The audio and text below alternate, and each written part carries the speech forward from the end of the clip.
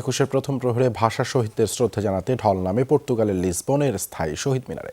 শহীদ বেদিতে ফুল দিয়ে শ্রদ্ধা জানান বাংলাদেশের রাষ্ট্রদূত তারিক হাসান সহ স্থানীয় প্রবাসীরা। অনুষ্ঠানে শুভেচ্ছা বক্তব্য রাখেন স্থানীয় সরকারের প্রতিনিধি, উপস্থিত ছিলেন পররাষ্ট্র মন্ত্রণালয়ের কর্মকর্তাবৃন্দ।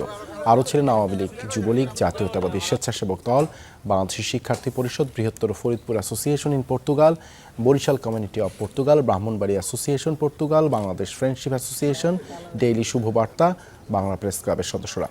অনুষ্ঠানটি পরিচালনা করেন বাংলাদেশ দূতাবাস লিসবনের দ্বিতীয় সচিব আবদুল্লাহ আল রাজীব। শহীদ মিনারে পাদদেশে কবিতা আবৃত্তি ও একুশের গান পরিবেশনের মাধ্যমে ইতি টানা হয় আয়োজনের।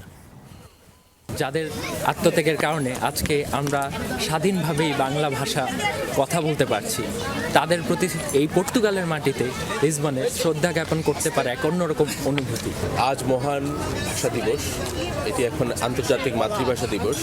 স্বদেশের টানে বিদেশের মাটিতে বাংলাদেশ কমিউনিটির পক্ষ থেকে জাতীয় স্থায়ীভাবে আমাদের জাতীয় শহীদ মিনারে এসেছে।